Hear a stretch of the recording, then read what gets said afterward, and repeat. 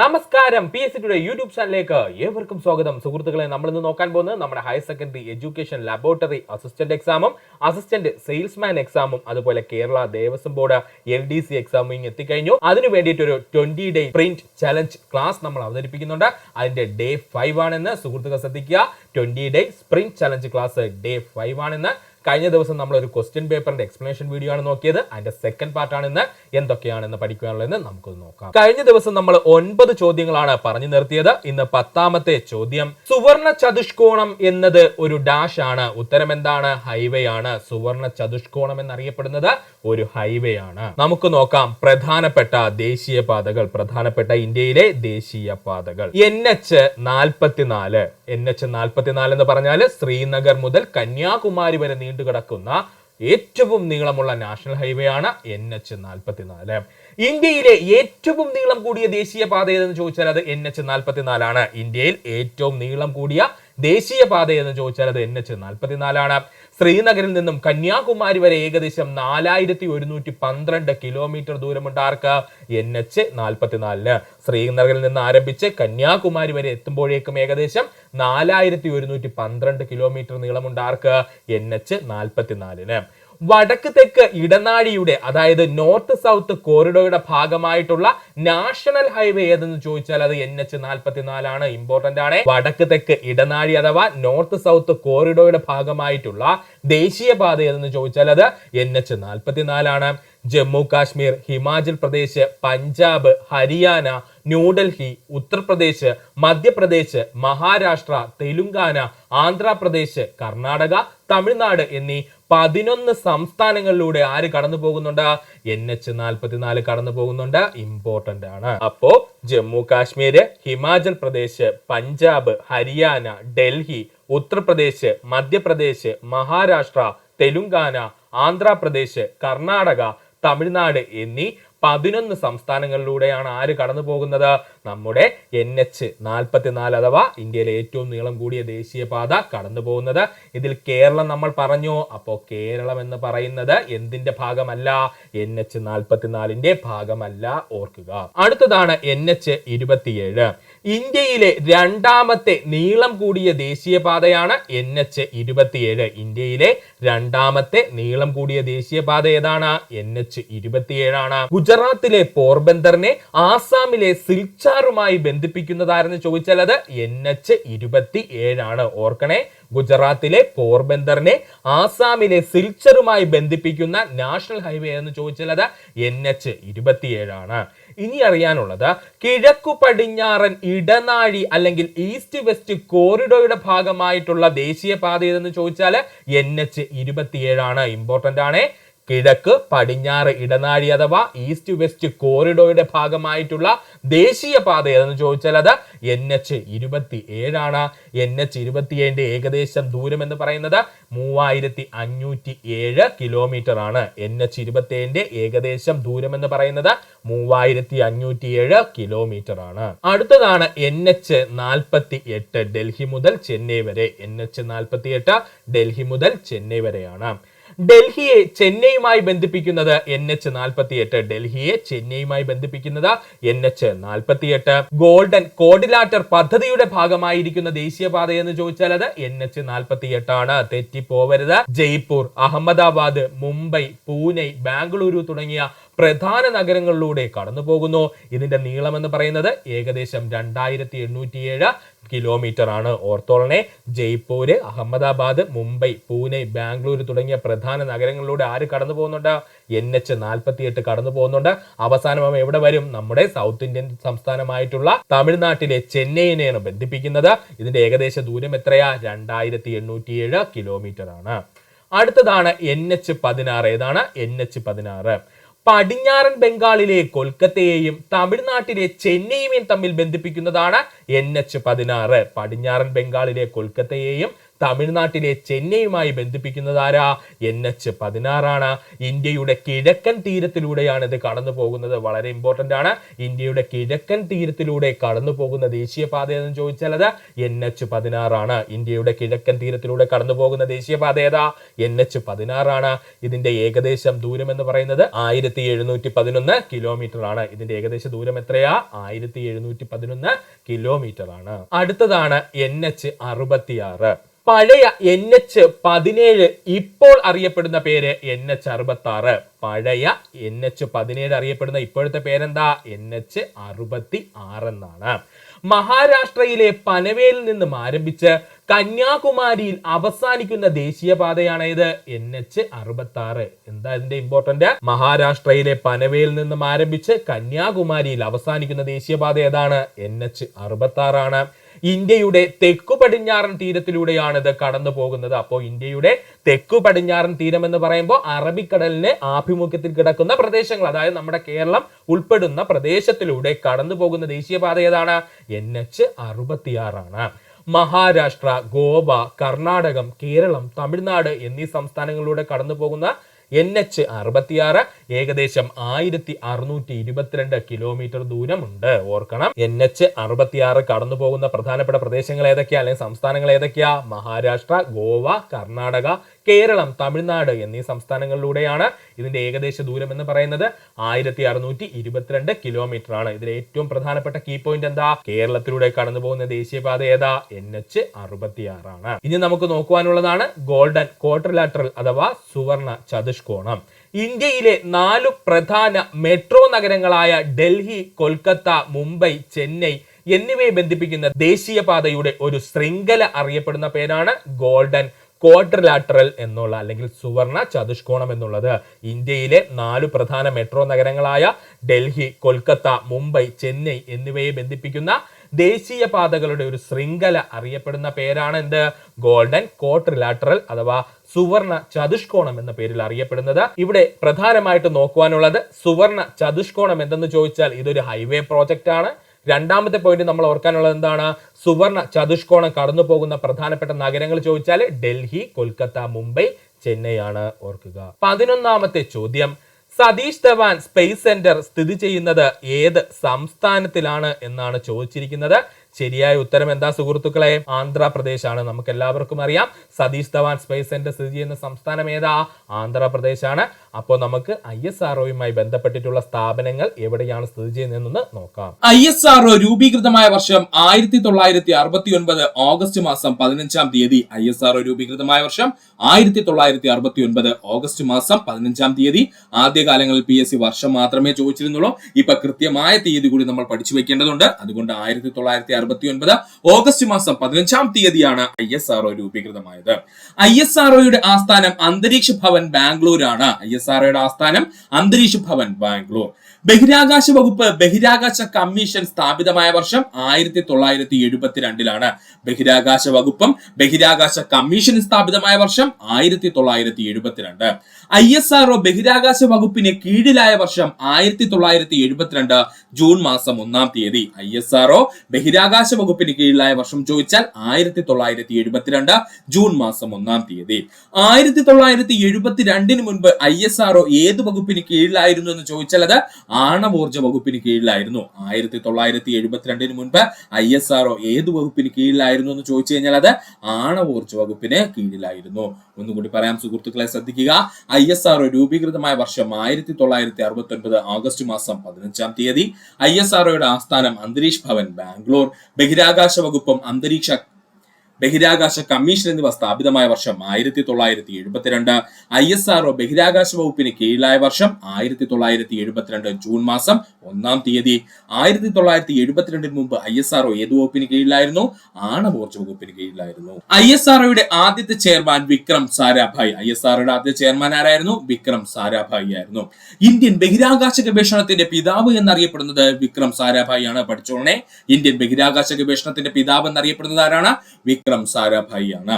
വിക്രം സാരാഭായിയുടെ ജന്മദിനമായ August 12 Indian remote sensing ദിനമായി ആചരിക്കുന്നു. വിക്രം സാരാഭായിയുടെ ജന്മദിനമായ ഓഗസ്റ്റ് 12 ഇന്ത്യൻ റിമോട്ട് സെൻസിംഗ് ദിനമായി ആചരിക്കുന്നു. ISROയുടെ ചെയർമാനായ ആദ്യത്തെ മലയാളിയാണ് MGK മേനോൻ. തെറ്റിപ്പോവല്ലേ, ISROയുടെ ചെയർമാനായ ആദ്യത്തെ മലയാളി ആരാ? MGK മേനോൻ ആണ്. ISROയുടെ രണ്ടാമത്തെ ചെയർമാനാണ് MGK മേനോൻ. അതും ഓർത്തു വെച്ചോളേ, ISROയുടെ രണ്ടാമത്തെ ചെയർമാൻ ആരെന്ന് പറയുന്നത് നമ്മുടെ MGK മേനോൻ എന്ന് പറയുന്നത്. ഏറ്റവും കൂടുതൽ കാലം ISRO ചെയർമാൻ ആയിരുന്ന വ്യക്തി ആരെന്ന് ചോദിച്ചാൽ അത് സതീഷ് ധവാൻ ആണ്. ഏറ്റവും കൂടുതൽ കാലം ISRO ചെയർമാൻ ആയിരുന്ന വ്യക്തിത്വം ആരാ? സതീഷ് ധവാൻ ആണ്. സതീഷ് ധവാൻ സ്പേസ് സെന്റർ സ്ഥിതി ചെയ്യുന്നത് എവിടെയാണ്? അത് ശ്രീഹരിക്കോട്ട, ആന്ധ്രാപ്രദേശ്. ഒരുപാട് തവണ PSC പ്രീവിയസ് ആയി ചോദിച്ച ചോദ്യം. സതീഷ് ധവാൻ സ്പേസ് സെന്റർ സ്ഥിതി ചെയ്യുന്നത് എവിടെയാണ്? ശ്രീഹരിക്കോട്ട, ആന്ധ്രാപ്രദേശ് ആണ്. ഒന്നുകൂടി പറയാം സുഹൃത്തുക്കളെ, ശ്രദ്ധിക്കുക. ISROയുടെ ആദ്യ ചെയർമാൻ ആരാണ്? വിക്രം സാരാഭായി ആണ്. ഇന്ത്യൻ ബഹിരാകാശ ഗവേഷണത്തിന്റെ പിതാവ് എന്നറിയപ്പെടുന്നത് വിക്രം സാരാഭായി ആണ്. വിക്രം സാരാഭായിയുടെ ജന്മദിനമായ ഓഗസ്റ്റ് 12 ഇന്ത്യൻ റിമോട്ട് സെൻസിംഗ് ദിനമായിട്ട് ആചരിക്കുന്നു. ISROയുടെ ചെയർമാനായ ആദ്യത്തെ മലയാളി MGK മേനോൻ ആണ്. ISROയുടെ രണ്ടാമത്തെ ചെയർമാൻ ആരെന്ന് ചോദിച്ചാൽ അതുമാരാ? നമ്മുടെ MGK മേനോൻ തന്നെയാണ്. ഏറ്റവും കൂടുതൽ കാലം ISRO ചെയർമാനായിരുന്ന വ്യക്തിത്വം സതീഷ് ധവാൻ ആണ്. സതീഷ് ധവാൻ സ്പേസ് സെന്റർ സ്ഥിതി ചെയ്യുന്നത് എവിടെയാണ്? ശ്രീഹരിക്കോട്ട, ആന്ധ്രാപ്രദേശ് ആണ്. പഠിക്കുക. ശ്രീഹരിക്കോട്ട ഇന്ത്യയുടെ ഏക കൃത്രിമോപഗ്രഹ വിക്ഷേപണത്തറ എന്നറിയപ്പെടുന്നത് ശ്രീഹരിക്കോട്ടയാണ്. പഠിച്ചോളനെ, ഇമ്പോർട്ടന്റ് ആണ്. ഇന്ത്യയുടെ ഏക കൃത്രിമോപഗ്രഹ വിക്ഷേപണത്തറ എന്ന പേരിൽ അറിയപ്പെടുന്നത് ശ്രീഹരിക്കോട്ട. ശ്രീഹരിക്കോട്ടയിലെ ഉപഗ്രഹ വിക്ഷേപണ കേന്ദ്രം അറിയപ്പെടുന്ന പേര് സതീഷ് ധവാൻ സ്പേസ് സെന്റർ. നമ്മൾ ഓൾറെഡി പറഞ്ഞതേ ഉള്ളൂ. ശ്രീഹരിക്കോട്ടയിലെ ഉപഗ്രഹ വിക്ഷേപണ കേന്ദ്രം അറിയപ്പെടുന്ന പേരെന്താ സുഹൃത്തുക്കളെ? Satish Dhawan space centre. ഇന്ത്യയുടെ ബഹിരാകാശ തുറമുഖം എന്നറിയപ്പെടുന്നത് ശ്രീഹരിക്കോട്ട. പ്രീവിയസ് ക്വസ്റ്റ്യൻ പിന്നെ വന്നിരിക്കുന്നു. ഇന്ത്യയുടെ ബഹിരാകാശ തുറമുഖം എന്നറിയപ്പെടുന്നത് ഏതാണ്? ശ്രീഹരിക്കോട്ടയാണ്. കേപ്പ് കെന്നഡി ഓഫ് ഇന്ത്യ എന്നറിയപ്പെടുന്നത് ശ്രീഹരിക്കോട്ട. ഇതും പ്രീവിയസ് ക്വസ്റ്റ്യൻ ആണ്, പഠിച്ചോളനെ. കേപ്പ് കെന്നഡി ഓഫ് ഇന്ത്യ എന്നറിയപ്പെടുന്നത് ശ്രീഹരിക്കോട്ടയാണ്. ശ്രീഹരിക്കോട്ട സ്ഥിതി ചെയ്യുന്ന തടാകമാണ് പുലിക്കാട്ട് തടാകം. ശ്രീഹരിക്കോട്ട സ്ഥിതി ചെയ്യുന്ന തടാകം ഏതാ സുഹൃത്തുക്കളെ? പുലിക്കാട്ട് തടാകം. ബംഗാൾ ഉൾക്കടലിനും പുലിക്കാട്ട് തടാകത്തിനും ഇടയിൽ സ്ഥിതി ചെയ്യുന്ന ഇന്ത്യയുടെ കൃത്രിമോപഗ്രഹ വിക്ഷേപണ കേന്ദ്രം എന്ന് ചോദിച്ചാൽ അതും ശ്രീഹരിക്കോട്ടയാണ്. ശ്രദ്ധിച്ചോളെ, ബംഗാൾ ഉൾക്കടലിനും പുലിക്കാട്ട് തടാകത്തിനും ഇടയിൽ സ്ഥിതി ചെയ്യുന്ന ഇന്ത്യയുടെ കൃത്രിമോപഗ്രഹ വിക്ഷേപണ കേന്ദ്രം എന്ന് ചോദിച്ചാൽ അതും ശ്രീഹരിക്കോട്ട തന്നെയാണ്. ശ്രീഹരിക്കോട്ടയിലെ സതീഷ് ധവാൻ സ്പേസ് സെന്ററിലെ വിക്ഷേപണ തറകളുടെ എണ്ണം 2 ആണ്. പഠിച്ചോളനെ, ഇമ്പോർട്ടന്റ് ആണ്. ശ്രീഹരിക്കോട്ടയിലെ സതീഷ് ധവാൻ സ്പേസ് സെന്ററിലെ വിക്ഷേപണ തറകളുടെ എണ്ണം ചോദിച്ചാൽ അത് 2 എണ്ണമാണ്. ഒന്നുകൂടെ പറയാം സുഹൃത്തുക്കളെ, ശ്രദ്ധിക്കുക. ശ്രീഹരിക്കോട്ടയെ പറ്റിയാണ് നമ്മൾ പറഞ്ഞുകൊണ്ടിരുന്നത്. ഇന്ത്യയുടെ ഏക കൃത്രിമോപഗ്രഹ വിക്ഷേപണ തറ എന്നറിയപ്പെടുന്നത് ശ്രീഹരിക്കോട്ട. ശ്രീഹരിക്കോട്ടയിലെ ഉപഗ്രഹ വിക്ഷേപണ കേന്ദ്രം അറിയപ്പെടുന്ന പേര് സതീഷ് ധവാൻ സ്പേസ് സെന്റർ എന്നാണ്. ഇന്ത്യയുടെ ബഹിരാകാശ തുറമുഖം എന്നറിയപ്പെടുന്നത് Sriharikota. Cape Kennedy of India എന്നറിയപ്പെടുന്ന സ്ഥലം ശ്രീഹരിക്കോട്ട. ശ്രീഹരിക്കോട്ട സ്ഥിതി ചെയ്യുന്ന തടാകം പുലിക്കാട്ട് തടാകം. ബംഗാൾ ഉൾക്കടലിലും പുലിക്കാട്ട് തടാകത്തിനും ഇടയിൽ സ്ഥിതി ചെയ്യുന്ന ഇന്ത്യയുടെ കൃത്രിമോപഗ്രഹ വിക്ഷേപണ കേന്ദ്രം ഏതാണ്? അത് ശ്രീഹരിക്കോട്ടയാണ്. ശ്രീഹരിക്കോട്ടയിലെ സതീഷ് ധവാൻ സ്പേസ് സെന്ററിലെ വിക്ഷേപണ തറകളുടെ എണ്ണം ചോദിച്ചാൽ എത്രയാ സുഹൃത്തുക്കളെ? അത് 2 ആണ്. പഠിക്കുക. അടുത്തതാണ് തുമ്പ റോക്കറ്റ് വിക്ഷേപണ കേന്ദ്രം. ഏതാ സുഹൃത്തുക്കളെ? തുമ്പ റോക്കറ്റ് വിക്ഷേപണ കേന്ദ്രം.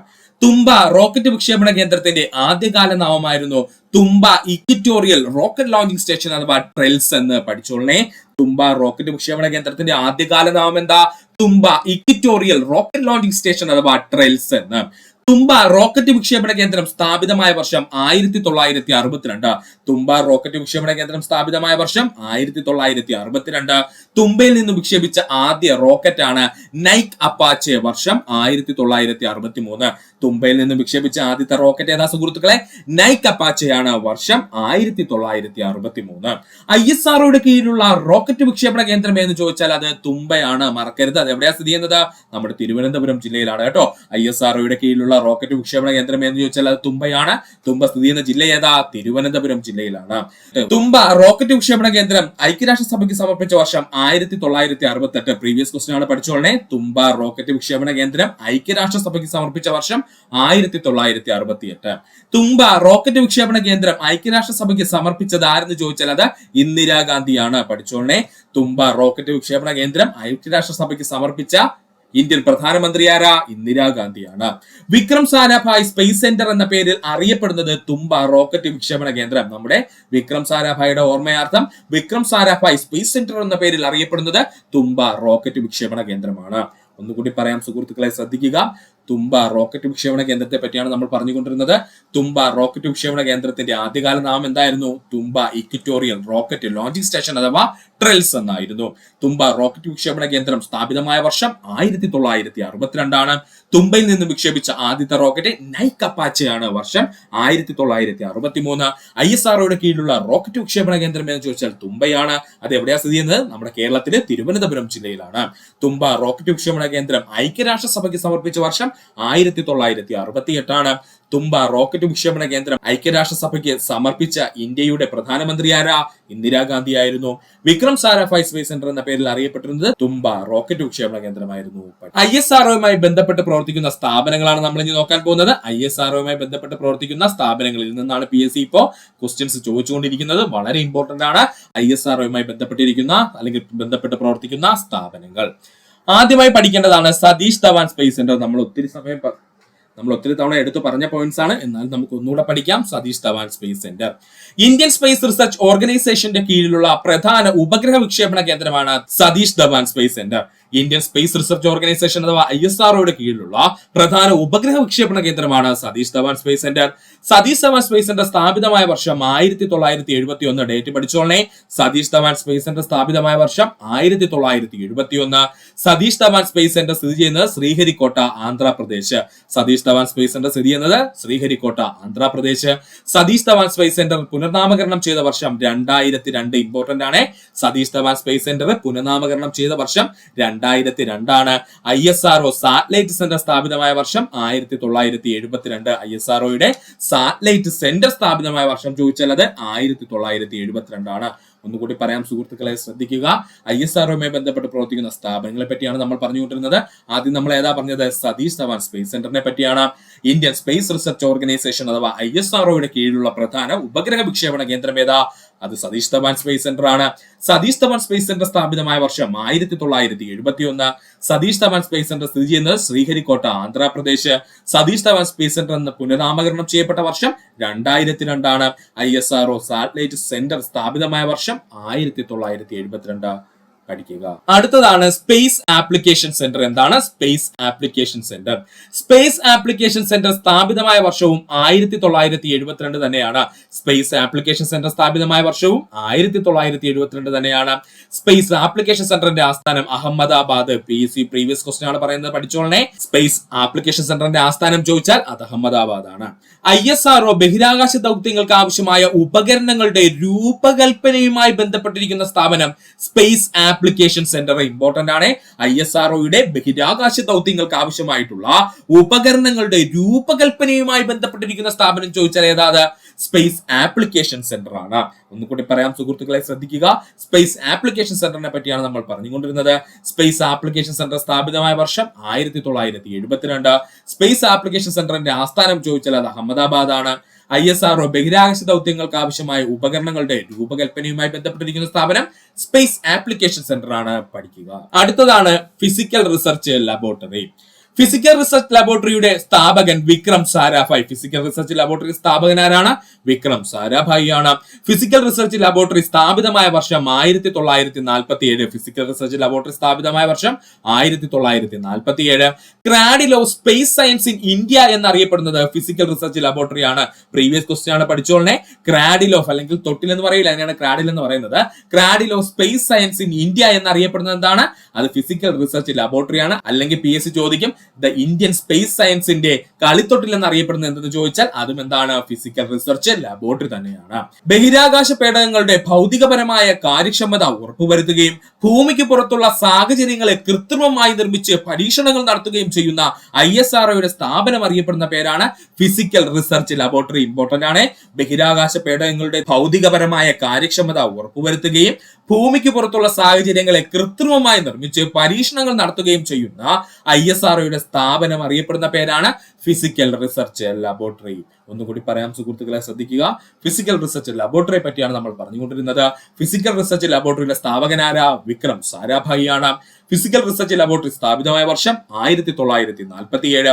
Cradle of space science in India എന്നോ അല്ലെങ്കിൽ ഇന്ത്യൻ സ്പേസ് സയൻസിന്റെ കളിത്തൊട്ടിൽ എന്നൊക്കെ അറിയപ്പെടുന്നത് ഏതാണ്? അത് ഫിസിക്കൽ റിസർച്ച് ലബോറട്ടറിയാണ്. ബഹിരാകാശ പേടകങ്ങളുടെ ഭൗതികപരമായ കാര്യക്ഷമത ഉറപ്പുവരുത്തുകയും ഭൂമിക്ക് പുറത്തുള്ള സാഹചര്യങ്ങളെ കൃത്രിമമായി നിർമ്മിച്ച് പരീക്ഷണങ്ങൾ നടത്തുകയും ചെയ്യുന്ന ISROയുടെ സ്ഥാപനം ഏതാ? അത് ഫിസിക്കൽ റിസർച്ച് ലബോറട്ടറിയാണ്. അടുത്തതാണ് Indian institute of space and technology. മറക്കല്ലേ, Indian institute of space and technology അഥവാ IIST. Indian institute of space and technology സ്ഥാപിതമായ വർഷം 2007. Indian institute of space and technology സ്ഥാപിതമായ വർഷം 2007. Indian institute of space and technology ഉദ്ഘാടനം ചെയ്തത് G. Madhavan നായരാണ്. അതായത് IIST ഉദ്ഘാടനം ചെയ്തത് ആരാണ്? G. മാധവൻ നായരാണ്. IIST സ്ഥിതി ചെയ്യുന്നത് വലിയമല, തിരുവനന്തപുരം. ഇതും പ്രീവിയസ് ക്വസ്റ്റ്യൻ ആണ്, പഠിച്ചോളെ. IIST സ്ഥിതി ചെയ്യുന്നത് എവിടെയാണ്? വലിയമല, തിരുവനന്തപുരം. അപ്പൊ ഒന്നുകൂടി പറയാം സുഹൃത്തുക്കളെ, ശ്രദ്ധിക്കുക. Indian institute of space and technology അഥവാ IIST പറ്റിയാണ് നമ്മൾ പറഞ്ഞത്. Indian institute of space and technology അഥവാ IIST സ്ഥാപിതമായ വർഷം 2007 ആണ്. IIST ഉദ്ഘാടനം ചെയ്തത് ആരാണ്? G. മാധവൻ നായരാണ്. IIST സ്ഥിതി ചെയ്യുന്നത് എവിടെയാണ്? വലിയമല, തിരുവനന്തപുരം. അടുത്തതാണ് ആൻഡ്രിക്സ് കോർപ്പറേഷൻ. നമുക്ക് കൺഫ്യൂഷൻ ഉണ്ടാക്കുന്നതാണ് ആൻഡ്രിക്സ് കോർപ്പറേഷൻ. ഇന്ത്യൻ ബഹിരാകാശ വകുപ്പിന്റെ വാണിജ്യ സ്ഥാപനം എന്നറിയപ്പെടുന്നത് ആൻഡ്രിക്സ് കോർപ്പറേഷൻ ആണ്. ഇന്ത്യൻ ബഹിരാകാശ വകുപ്പിന്റെ വാണിജ്യ സ്ഥാപനം എന്നറിയപ്പെടുന്നത് ആൻഡ്രിക്സ് കോർപ്പറേഷൻ ആണ്. ആൻഡ്രിക്സ് കോർപ്പറേഷൻ സ്ഥാപിതമായ വർഷം 1992. ആൻഡ്രിക്സ് കോർപ്പറേഷൻ സ്ഥാപിതമായ വർഷം 1992. ആൻഡ്രിക്സ് കോർപ്പറേഷന്റെ ആസ്ഥാനം ചോദിച്ചാൽ അത് ബാംഗ്ലൂരാണ്. ആൻഡ്രിക്സ് കോർപ്പറേഷന്റെ ആസ്ഥാനം എവിടെയാണത്? ബാംഗ്ലൂരാണ്. രാജ്യാന്തര തലത്തിൽ ബഹിരാകാശ സേവനങ്ങൾ ലഭ്യമാക്കുന്ന ഏജൻസിയായി പ്രവർത്തിക്കുന്നത് ആൻഡ്രിക്സ് കോർപ്പറേഷൻ ആണ്. ഇമ്പോർട്ടന്റ് ആണ്. രാജ്യാന്തര തലത്തില് ബഹിരാകാശ സേവനങ്ങൾ ലഭ്യമാക്കുന്ന ഏജൻസി ആയിട്ട് പ്രവർത്തിക്കുന്ന ആരെന്ന് ചോദിച്ചാൽ അത് ആൻഡ്രിക്സ് കോർപ്പറേഷൻ ആണ്. ഒന്നുകൂടി പറയാം സുഹൃത്തുക്കളെ, ശ്രദ്ധിക്കുക. ആൻഡ്രിക്സ് കോർപ്പറേഷനെ പറ്റിയാണ് നമ്മൾ പറഞ്ഞത്. ബഹിരാകാശ വകുപ്പിന്റെ വാണിജ്യ സ്ഥാപനം എന്നറിയപ്പെടുന്നത് ആൻഡ്രിക്സ് കോർപ്പറേഷൻ ആണ്. ഇനി ആൻഡ്രിക്സ് കോർപ്പറേഷൻ സ്ഥാപിതമായ വർഷം 1992. ആൻഡ്രിക്സ് കോർപ്പറേഷന്റെ ആസ്ഥാനം ചോദിച്ചാൽ എവിടെയാണ്? ബാംഗ്ലൂരാണ്. രാജ്യാന്തര തലത്തിൽ ബഹിരാകാശ സേവനങ്ങൾ ലഭ്യമാക്കുന്ന ഏജൻസിയായി പ്രവർത്തിക്കുന്നത് ആരാ? ആൻഡ്രിക്സ് കോർപ്പറേഷൻ ആണ്. പഠിക്കുക. അടുത്തതാണ് ന്യൂ സ്പേസ് ഇന്ത്യ ലിമിറ്റഡ്. ഇപ്പൊ അങ്ങോട്ട് വന്നേ ഉള്ളൂ. New space India limited Indian ബഹിരാകാശ മേഖലയുടെ വാണിജ്യവൽക്കരണവുമായി ബന്ധപ്പെട്ട് രൂപീകൃതമായ സ്ഥാപനമാണ് new space India limited. Confusion ഒന്നും വേണ്ട. ഇന്ത്യൻ ബഹിരാകാശ മേഖലയുടെ വാണിജ്യവൽക്കരണവുമായി ബന്ധപ്പെട്ട് രൂപീകൃതമായ സ്ഥാപനമാണ് new space India limited. ISRO വികസിപ്പിച്ച സാങ്കേതിക വിദ്യകൾ പുത്തൻ കമ്പനികൾക്ക് വാണിജ്യാടിസ്ഥാനത്തിൽ ഉപയോഗിക്കുന്നതിന് സാഹചര്യം ഒരുക്കുന്ന സ്ഥാപനമാണ് ന്യൂ സ്പേസ് ഇന്ത്യ ലിമിറ്റഡ്. സ്വാഭാവികമായിട്ടും സുഹൃത്തുക്കൾക്ക് കൺഫ്യൂഷൻ ഉണ്ടാവും. ആൻഡ്രിക്സിൽ നിന്നും ഇവൻ എന്താ വ്യത്യാസം എന്നുള്ളത്. ഒരു വ്യത്യാസമില്ല സുഹൃത്തുക്കളെ. ആൻഡ്രിക്സ് എന്ന് പറഞ്ഞ സ്ഥാപനം എന്താണ്? ഇപ്പൊ നമ്മുടെ ഇന്ത്യയിൽ ഒരു റോക്കറ്റ് ഉണ്ട്.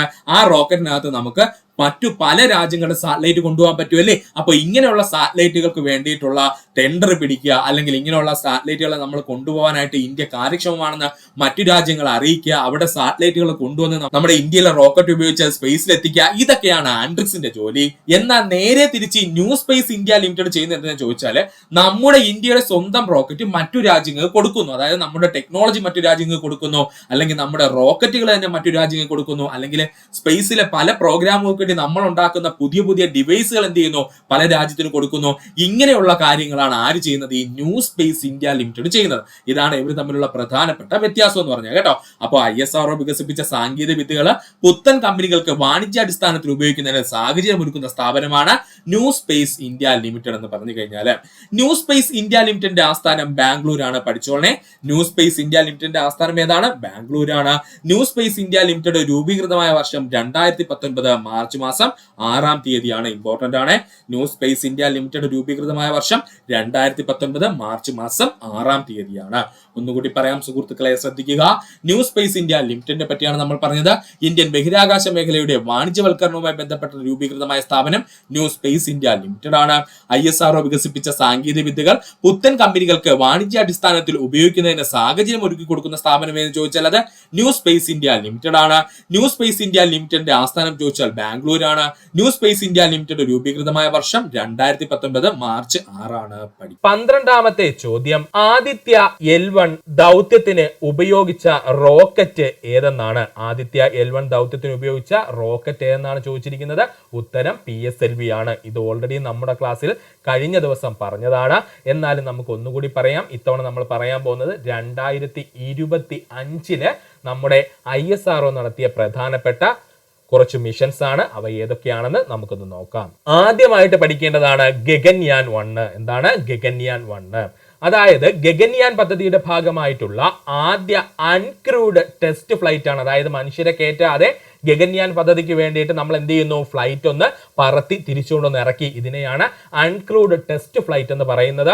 ഇത് 2025 4-ാം പാദത്തിലാണ് നടന്നത്. ഇതിന് ഉപയോഗിച്ച വിക്ഷേപണ വാഹനം എന്നറിയപ്പെടുന്നത് LVM-3 ആണ് കേട്ടോ. ഏതാണ്? LVM-3 ആണ്. ഇതിന്റെ പ്രത്യേകത എന്താ? ഇന്ത്യയുടെ മനുഷ്യനെ ബഹിരാകാശത്തേക്ക് അയക്കുന്ന ഗഗൻയാൻ ദൗത്യത്തിന്റെ ആദ്യ ആളില്ലാ പരീക്ഷണ വിക്ഷേപണമായിരുന്നു ഈ 2025 നടന്നത്. അപ്പോൾ ഗഗൻയാൻ 1ന്റെ ആദ്യത്തെ അൺക്രൂഡ് ആളില്ലാത്ത ടെസ്റ്റ് ഫ്ലൈറ്റ് നടന്നു. ഇത് 2025 നടന്നത്. ഇതിനുവേണ്ടി ഉപയോഗിച്ച വിക്ഷേപണ വാഹനം ഏതാ? LVM-3 ആണ്. ഇതിന്റെ പ്രത്യേകത എന്താ പറഞ്ഞത്? ഇന്ത്യയുടെ മനുഷ്യനെ ബഹിരാകാശത്തേക്ക് അയക്കുന്ന ഗഗൻയാൻ ദൗത്യത്തിന്റെ ആദ്യ ആളില്ലാ പരീക്ഷണ വിക്ഷേപണമായിരുന്നു ഇത്. അടുത്തതാണ് LVM-3 block 2 blue bird satellite. LVM-3 block 2 blue bird satellite 2025 May മാസത്തിലാണ് ഇത് വിക്ഷേപിക്കപ്പെട്ടത്. LVM-3 റോക്കറ്റ് തന്നെയാണ് ഇതിന് ഉപയോഗിച്ചത്. ഇതിന്റെ പ്രത്യേകത എന്താണ്? AST സ്പേസ് മൊബൈലിന്റെ വാണിജ്യ ഉപഗ്രഹത്തിന്റെ പേരാണ് ബ്ലൂ ബേർഡ് സാറ്റലൈറ്റ് എന്ന് ഓർത്തോളനെ. AST സ്പേസ് മൊബൈലിന്റെ വാണിജ്യ ഉപഗ്രഹത്തിന്റെ പേരെന്തായിരുന്നു? ബ്ലൂ ബേർഡ് സാറ്റലൈറ്റ് എന്നായിരുന്നു. ഈ ബ്ലൂ ബേർഡ് സാറ്റലൈറ്റിനെ വിക്ഷേപിച്ചത് 2025 അതിനുവേണ്ടി നമ്മൾ ഉപയോഗിച്ച വിക്ഷേപണ വാഹനം ഏതാ? LVM-3 ആണ്. അടുത്തതാണ് 2025 നമ്മൾ വിക്ഷേപിച്ച GSAT-32. GSAT-32 ഇതിന്റെ പ്രത്യേകത എന്താ? ഇതൊരു ആശയവിനിമയ സാറ്റലൈറ്റ് ആണ്. ഒരു ആശയവിനിമയ സാറ്റലൈറ്റ് ആണ്. ഏത്? GSAT-32 എന്ന് പറയുന്നത്. അത് 3 എണ്ണമുണ്ട്. GSAT-32, GSAT-22, GSAT-23. ഇതെല്ലാം വിക്ഷേപിച്ചിരിക്കുന്ന ഏത് വഴിയാണ്? LVM-3 എന്ന് പറയുന്ന റോക്കറ്റ് ഉപയോഗിച്ച് തന്നെയാണ്. കൺഫ്യൂഷൻ ഒന്നും പാടില്ലേ. GSAT-32, GSAT-22, GSAT-23 ഇങ്ങനെ 3 ആശയവിനിമയ ഉപഗ്രഹങ്ങൾ 2025 നമ്മൾ വിക്ഷേപിച്ചിരുന്നു. അതിനെല്ലാം നമ്മൾ ഉപയോഗിച്ചത് ഏത് റോക്കറ്റാ? LVM-3 റോക്കറ്റ് ആണ്. ഓർക്കുക. ഇനി LVM-3യുടെ പൂർണ്ണ രൂപം എന്തെന്ന് ചോദിച്ചു കഴിഞ്ഞാൽ ഓർക്കുക, ലോഞ്ച് വെഹിക്കിൾ മാർക്ക് 3 എന്നാണ് കേട്ടോ. ലോഞ്ച് വെഹിക്കിൾ മാർക്ക് 3 എന്നാണ് LVM-3യുടെ പൂർണ്ണ രൂപം എന്ന് പറയുന്നത്. നമ്മുടെ പണ്ടത്തെ ESLV മാർക്ക് 3 ഇല്ലേ സുഹൃത്തുക്കളെ? ആ മാർക്ക് 3നെ തന്നെയാണ് ഇപ്പൊ എന്തെന്ന് വിളിക്കുന്നത്? LVM-3 എന്നുള്ള പേരിൽ വിളിക്കുന്നത്. അതുകൂടെ ഓർക്കുക. GSLV മാർക്ക് 3നെ ഇപ്പൊ വിളിക്കുന്ന പേരെന്താണ്? LVM-3 എന്നാണ്. LVM-3 മീൻസ് എന്താ ഉദ്ദേശിക്കുന്നത്? ലോഞ്ച് വെഹിക്കിൾ മാർക്ക് 3 എന്നാണ്. 13ാമത്തെ ചോദ്യം, ഇന്ത്യൻ സാമ്പത്തികാസൂത്രണത്തെ സംബന്ധിച്ച് താഴെ തന്നിരിക്കുന്ന പ്രസ്താവനകളിൽ ശരിയായവ ഏതെല്ലാം എന്നാണ് നമുക്ക് നോക്കാം. ആസൂത്രണ കമ്മീഷൻ 1950 സ്ഥാപിച്ചു. ശരിയാണ്. 1951 1-ാം പഞ്ചവത്സര പദ്ധതി ആരംഭിച്ചു. ശരിയാണ്. ഇപ്പോൾ 12-ാം പഞ്ചവത്സര പദ്ധതി നടക്കുന്നു. തെറ്റാണ്. 12-ാം പഞ്ചവത്സര പദ്ധതിയൊക്കെ അവസാനിച്ചു. സ്വയാശ്രയത്വം ഒരു പ്രധാന ലക്ഷണമാണ്. ശരിയാണ്. സ്വയാശ്രയത്വം ഒരു പ്രധാന ലക്ഷണമാണ്. അപ്പൊ ഇതിൽ ശരിയായിട്ടുള്ളത് 1, 2, 4 മാത്രമാണ്. 13ന്റെ ഉത്തരം option C is the right answer. അപ്പൊ ഇവിടെ റൈറ്റ് ആൻസർ ആയിട്ടുള്ള ചോയ്സുകൾ ഏതൊക്കെയാ സുഹൃത്തുക്കളെ? 1, ആസൂത്രണ കമ്മീഷൻ 1950 സ്ഥാപിച്ചു. 1951 1-ാം പഞ്ചവത്സര പദ്ധതി ആരംഭിച്ചു. സ്വയാശ്രയത്വം ഒരു പ്രധാന ലക്ഷണമാണ്. ഇത്രയും ഓർക്കുക. അപ്പോ നമുക്ക് നോക്കാം ആസൂത്രണ കമ്മീഷൻ അഥവാ പ്ലാനിംഗ് കമ്മീഷനെ പറ്റി. ആസൂത്രണ കമ്മീഷൻ അഥവാ പ്ലാനിംഗ് കമ്മീഷൻ. ആസൂത്രണ കമ്മീഷൻ അഥവാ പ്ലാനിംഗ് കമ്മീഷൻ രൂപീകരിക്കപ്പെട്ടത് 1950 മാർച്ച് മാസം 15-ാം തീയതി. നമ്മുടെ പ്ലാനിംഗ് കമ്മീഷൻ രൂപീകരിക്കപ്പെട്ട വർഷം എത്രയാ? 1950 മാർച്ച് മാസം 15-ാം തീയതിയാണ്. കേന്ദ്ര ക്യാബിനറ്റ് പ്രമേയത്തിലൂടെയാണ് പ്ലാനിംഗ് കമ്മീഷൻ രൂപീകരിക്കപ്പെട്ടത്. 1950 മാർച്ച് 15-ന് കേന്ദ്ര ക്യാബിനറ്റ് പ്രമേയത്തിലൂടെയാണ് പ്ലാനിംഗ് കമ്മീഷൻ രൂപീകരിക്കപ്പെട്ടത്. ഇതൊരു ഭരണഘടനാ സ്ഥാപനമോ നിയമപരമായ സ്ഥാപനമോ ആയിരുന്നില്ല. മറിച്ച് ഇതൊരു ഉപദേശക സമിതി അഥവാ ഒരു അഡ്വൈസറി ബോഡി മാത്രമായിരുന്നു. PSC ചോദിച്ചതാണ്. പ്ലാനിംഗ് കമ്മീഷൻ എന്ന് പറയുന്നത് ഒരു ഭരണഘടനാ സ്ഥാപനമല്ല, ഒരു നിയമപരമായിട്ടൊരു സ്ഥാപനമല്ല, പിന്നെ ഇതൊരു ഉപദേശക സമിതി അഥവാ അഡ്വൈസറി ബോഡി മാത്രമായിരുന്നു. ഇനി പ്ലാനിംഗ് കമ്മീഷന്റെ ആസ്ഥാനം എവിടെയായിരുന്നു? യോജന ഭവൻ ന്യൂഡൽഹി ആയിരുന്നു. പ്ലാനിംഗ് കമ്മീഷന്റെ ആസ്ഥാനം എവിടെയായിരുന്നു സുഹൃത്തുക്കളെ?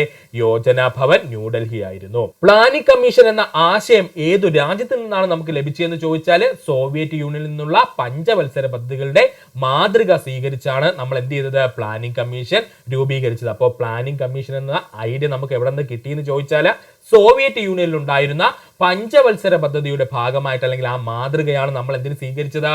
പ്ലാനിംഗ് കമ്മീഷൻ രൂപീകരിക്കാൻ വേണ്ടിയിട്ട് സ്വീകരിച്ചത്. ഇനി പ്രധാനമന്ത്രിയായിരുന്നു പ്ലാനിംഗ് കമ്മീഷന്റെ അധ്യക്ഷൻ. അങ്ങനെ ആദ്യത്തെ പ്ലാനിംഗ് കമ്മീഷന്റെ അധ്യക്ഷനായ വ്യക്തി ആരാ? ജവഹർലാൽ നെഹ്റു ആണ്. അതുപോലെ ഏറ്റവും അവസാനം പ്ലാനിംഗ് കമ്മീഷന്റെ അധ്യക്ഷനായിരുന്ന വ്യക്തി ആരാ? നരേന്ദ്രമോദിയാണ്. സെറ്റാണ്. അപ്പോൾ പ്രധാനമന്ത്രിയാണ് പ്ലാനിംഗ് കമ്മീഷന്റെ ചെയർമാൻ എന്നറിയപ്പെടുന്നത്. അങ്ങനെ ആദ്യമായി പ്ലാനിംഗ് കമ്മീഷന്റെ ചെയർമാനായ വ്യക്തിത്വം ആരാ? ജവഹർലാൽ നെഹ്റു ആയിരുന്നു. അവസാനമായി പ്ലാനിംഗ് കമ്മീഷന്റെ ചെയർമാൻ ആയിരുന്ന വ്യക്തി ആരാ? നരേന്ദ്രമോദിയാണ്. ഓർക്കുക. ഇനി നമുക്ക് നോക്കുവാനുള്ളത് പ്ലാനിംഗ് കമ്മീഷന്റെ ഉപാധ്യക്ഷനെ പറ്റിയാണ്. കേന്ദ്ര മന്ത്രിസഭയാണ് ഉപാധ്യക്ഷനെ നിയമിച്ചിരുന്നത്. ഇമ്പോർട്ടന്റ് ആണ്. പ്ലാനിംഗ് കമ്മീഷന്റെ ഉപാധ്യക്ഷനെ നിയമിക്കുന്നത് ആരാ? കേന്ദ്ര മന്ത്രിസഭയായിരുന്നു. ഇദ്ദേഹത്തിന് ക്യാബിനറ്റ് മന്ത്രിയുടെ പദവിയും ഉണ്ടായിരുന്നു. ഇങ്ങനെ പ്ലാനിംഗ് കമ്മീഷന്റെ ഉപാധ്യക്ഷനായിട്ട് നിയമിക്കുന്ന വ്യക്തിക്ക് ക്യാബിനറ്റ് മന്ത്രിയുടെ പദവി ഉണ്ടായിരുന്നു. ആദ്യ ഉപാധ്യക്ഷനായിരുന്നു ചോദിച്ചാൽ ഗുൽസാരിലാൽ നന്ദയാണ്. ഓർത്തോളനെ, നമ്മുടെ പ്ലാനിംഗ് കമ്മീഷന്റെ ആദ്യത്തെ ഉപാധ്യക്ഷനാരാ? ഗുൽസാരിലാൽ നന്ദയാണ്. അതുപോലെ ഏറ്റവും അവസാനത്തെ പ്ലാനിംഗ് കമ്മീഷന്റെ ഉപാധ്യക്ഷൻ മൊണ്ടേക് സിംഗ് അലുവാലിയാണ്. ഓർത്തോളനെ, നമ്മുടെ പ്ലാനിംഗ് കമ്മീഷന്റെ അവസാനത്തെ ഉപാധ്യക്ഷൻ ആരാണ്? മൊണ്ടേക് സിംഗ് അലുവാലിയാണ്. ഇനി നമുക്ക് നോക്കുവാനുള്ളത് എന്തിനു വേണ്ടിയാണ് നമ്മുടെ പ്ലാനിംഗ് കമ്മീഷൻ പ്രവർത്തിച്ചതെന്നാണ് കേട്ടോ. അതായത് പ്ലാനിംഗ് കമ്മീഷന്റെ പ്രവർത്തന മേഖല എന്തായിരുന്നു ചോദിച്ചാൽ ഇന്ത്യയുടെ സാമ്പത്തിക വളർച്ചയ്ക്കും വികസനത്തിനുമായുള്ള പഞ്ചവത്സര പദ്ധതികൾ അഥവാ 5 ഇയർ പ്ലാൻസിന് രൂപം നൽകുക എന്നതായിരുന്നു ആരുടെ പ്രധാനപ്പെട്ട ജോലി? നമ്മുടെ പ്ലാനിംഗ് കമ്മീഷന്റെ പ്രധാനപ്പെട്ട ജോലി കേട്ടോ. അപ്പോൾ പ്ലാനിംഗ് കമ്മീഷന്റെ പ്രധാനപ്പെട്ട ജോലി എന്തായിരുന്നു? ഇന്ത്യയുടെ സാമ്പത്തിക വളർച്ചയ്ക്കും വികസനത്തിനും ആവശ്യമായിട്ടുള്ള പഞ്ചവത്സര പദ്ധതികൾക്ക് രൂപം നൽകുക എന്നതായിരുന്നു. ഇനി നമുക്ക് നോക്കുവാനുള്ളത് പ്ലാനിംഗ് കമ്മീഷന്റെ മറ്റു പ്രധാന ചുമതലകളാണ്. പ്ലാനിംഗ് കമ്മീഷന്റെ മറ്റു പ്രധാന ചുമതലകൾ വിവിധ മേഖലകളിലെ വികസന ലക്ഷ്യങ്ങൾ നിർണ്ണയിക്കുക, ലഭ്യമായ വിവരങ്ങൾ വിലയിരുത്തി അവയുടെ കാര്യക്ഷമമായ വിനിയോഗത്തിന് ശുപാർശ നൽകുക, ലഭ്യമായ വിഭവങ്ങൾ വിലയിരുത്തി അവയുടെ കാര്യക്ഷമമായ വിനിയോഗത്തിന് ശുപാർശ ചെയ്യുക, വികസന പദ്ധതികൾക്ക് മുൻഗണന നിശ്ചയിക്കുക, പദ്ധതികളുടെ പുരോഗതി വിലയിരുത്തുക. ഇത്രയും കൂടെ ആരുടെ കയ്യിലുണ്ട്? പ്ലാനിംഗ് കമ്മീഷന്റെ പ്രധാന ചുമതലകൾ വരുന്നുണ്ട്. ഓർക്കുക. ഇനി നമുക്ക് നോക്കുവാനുള്ളത് പ്ലാനിംഗ് കമ്മീഷന്റെ പ്രധാന ലക്ഷ്യങ്ങളാണ് കേട്ടോ. പ്ലാനിംഗ് കമ്മീഷന്റെ പ്രധാന ലക്ഷ്യങ്ങൾ സാമ്പത്തിക വളർച്ചയും വികസനവും ത്വരിതപ്പെടുത്തുക, ദാരിദ്ര്യം കുറയുകയും തൊഴിലവസരങ്ങൾ സൃഷ്ടിക്കുകയും ചെയ്യുക, വിഭവങ്ങളുടെ തുല്യമായ വിതരണം ഉറപ്പാക്കുക, സാമൂഹിക നീതിയും തുല്യതയും പ്രോത്സാഹിപ്പിക്കുക, രാജ്യത്തിന്റെ വിവിധ ഭാഗങ്ങളിൽ സന്തുലിത വികസനം സാധ്യമാക്കുക. ഇത്രയുമായിരുന്നു നമ്മുടെ പ്ലാനിംഗ് കമ്മീഷന്റെ പ്രധാന ലക്ഷ്യങ്ങൾ. ഒന്നുകൂടി പറയാൻ ശ്രദ്ധിച്ചോളേ. പ്ലാനിംഗ് കമ്മീഷന്റെ പ്രധാനപ്പെട്ട ലക്ഷ്യങ്ങളാണ് നമ്മൾ പറയാൻ പോകുന്നത്.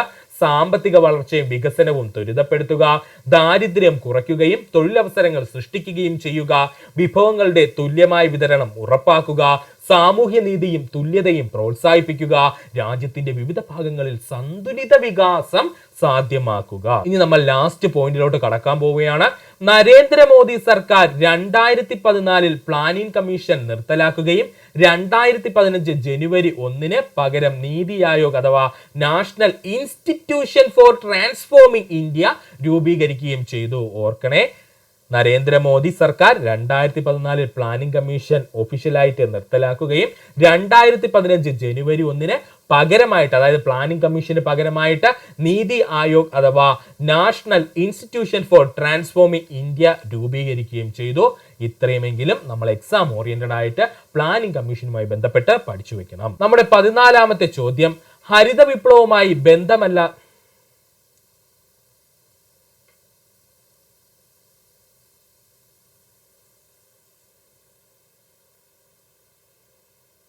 14ാമത്തെ ചോദ്യം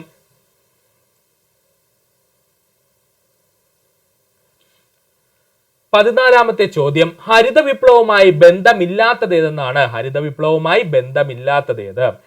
ഇന്ത്യയിലെ എല്ലാ കാർഷിക വിളകളുടെയും ഉൽപാദനം വർദ്ധിച്ചു. തെറ്റാണ്. ഒന്ന് ഗോതമ്പിന്റെ ഉൽപാദനം വർദ്ധിച്ചു, മറ്റൊന്നെന്താണ് കരിമ്പിന്റെ ഉൽപാദനം വർദ്ധിച്ചു. ഇത് രണ്ടിലുമാണ് കൂടുതലായിട്ട് ഹരിത വിപ്ലവപരമായിട്ട് വർധനവുണ്ടായത്. ബാക്കിയുള്ള എല്ലാ കാർഷിക വിളയ്ക്കും ഉൽപാദനമൊന്നും വർദ്ധിച്ചിട്ടില്ല. അപ്പോൾ ഇന്ത്യയിലെ എല്ലാ കാർഷിക വിളകളുടെയും ഉൽപാദനം ഹരിത വിപ്ലവം മൂലം വർദ്ധിച്ചിട്ടില്ല.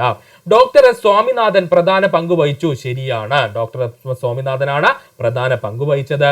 അത്യുൽപാദന ശേഷിയുള്ള വിത്തിനങ്ങൾ ഉപയോഗിച്ചു. ശരിയാണ്, HY ഹൈ ഈൽഡ് വെറൈറ്റീസ് ആയിട്ടുള്ള വിത്തിനങ്ങൾ അവിടെ ഉപയോഗിച്ചിരുന്നു. രാസവളങ്ങളും കീടനാശിനികളുടെയും ഉപയോഗം വർദ്ധിച്ചു. ശരിയാണ്, രാസവളങ്ങളുടെയും കീടനാശിനികളുടെ ഉപയോഗം വർദ്ധിച്ചു. അതുപോലെ തന്നെ ജലത്തിന്റെ ഉപയോഗം വർദ്ധിച്ചു എന്നൊക്കെ പറഞ്ഞ് നമ്മൾ കഴിഞ്ഞ ക്ലാസ്സിൽ പറഞ്ഞിരുന്നു. അപ്പൊ സുഹൃത്തുക്കൾ ആ ക്ലാസ് കാണാൻ ശ്രമിക്കുക. അതിന്റെ ലിങ്ക് ഡിസ്ക്രിപ്ഷനിൽ കൊടുത്തിരിക്കാം. അപ്പോൾ ഇവിടെ ശരിയായിട്ടുള്ള ഉത്തരം ഏതാ സുഹൃത്തുക്കളെ? ഓപ്ഷൻ ബി ആണ്. അപ്പൊ 14ന്റെ ഉത്തരം നമ്മൾ ഓൾറെഡി കഴിഞ്ഞ ക്ലാസ്സിൽ പറഞ്ഞതാണ്. കാണാത്ത സുഹൃത്തുക്കൾ ആ വീഡിയോ ഒന്ന് കാണുക. അതിന്റെ ലിങ്ക് ഡിസ്ക്രിപ്ഷനിൽ കൊടുത്തിരിക്കാം. 15ാമത്തെ ചോദ്യം, G20 ഉച്ചകോടി 2023 ബന്ധപ്പെട്ട് താഴെ പറയുന്ന പ്രസ്താവന ശരിയായത് ഏതെന്നാണ്? ഇത് ഓൾറെഡി 2024 നടന്നൊരു പരീക്ഷ ആയതുകൊണ്ടാണ് ഈ ഒരു ക്വസ്റ്റ്യൻ വന്നത്. ഇനിയും ഇത് ചോദിക്കാം. അതിനുള്ള കാരണം എന്താണെന്ന് നമുക്ക് പറയാം. അപ്പോൾ G20 2023 പ്രത്യേകതയുമായി ബന്ധപ്പെട്ട് തന്നിരിക്കുന്ന പ്രസ്താവന ശരിയായത് എന്നാണ്. ന്യൂഡൽഹിയിൽ വെച്ച് നടന്നു. ശരിയാണ്, ഇത് തന്നെയാണ് ഏറ്റവും ഇമ്പോർട്ടന്റ്. നമ്മുടെ G20 2023 നടന്നത് എവിടെയാ? ന്യൂഡൽഹിയിൽ വെച്ചാണ്. ശ്രീ നരേന്ദ്രമോദി ചെയർമാൻ ആയിരുന്നു. ശരിയാണ്, ഏത് രാജ്യമാണോ അവിടെയായിരിക്കും. അപ്പോൾ നരേന്ദ്രമോദി ചെയർമാൻ ആയിരുന്നു.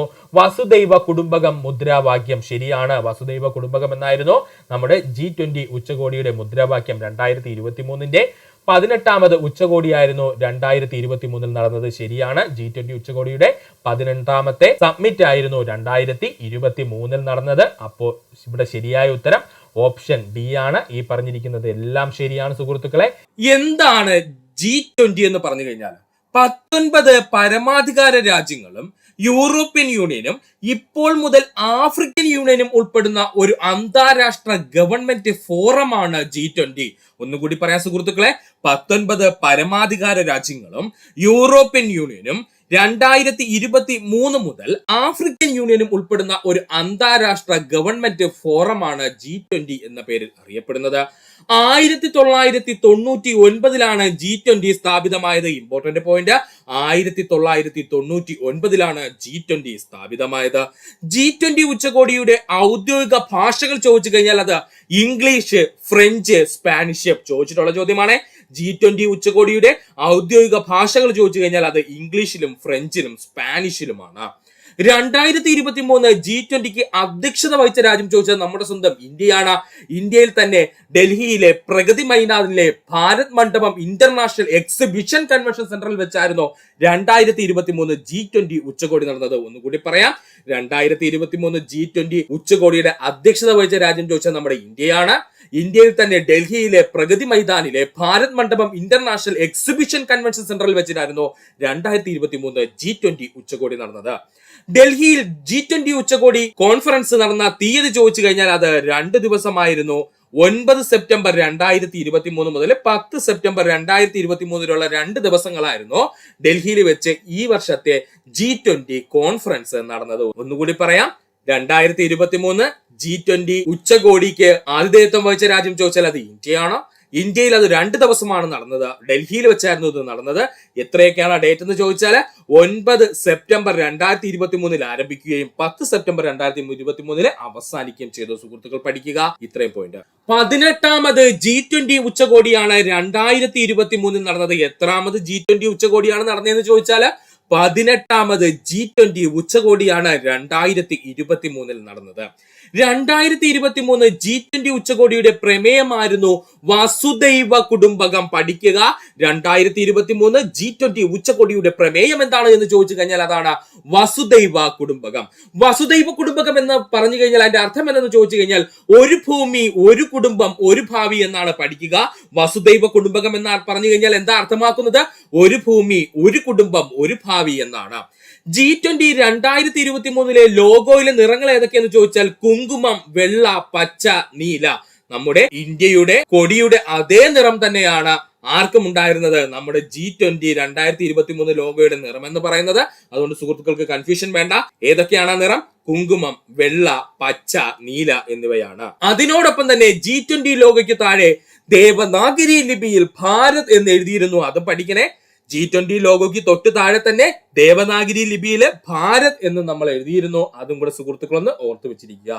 2023 G20 ഉച്ചകോടിയിൽ ഇന്ത്യ അധ്യക്ഷത വഹിച്ച സമ്മേളനത്തിൽ പങ്കെടുത്ത രാജ്യങ്ങളുടെ എണ്ണമാണ് ചോദിക്കുന്നതെങ്കിൽ അത് 9 ആണ്. ഇമ്പോർട്ടന്റ് പോയിന്റ് ആണ് പറഞ്ഞത്. 2023 G20 ഉച്ചകോടിയിൽ ഇന്ത്യ അധ്യക്ഷത വഹിച്ച സമ്മേളനത്തിൽ പങ്കെടുത്ത രാജ്യങ്ങളുടെ എണ്ണം ചോദിച്ചാൽ എത്രയായിരുന്നു? 9 ആണ്.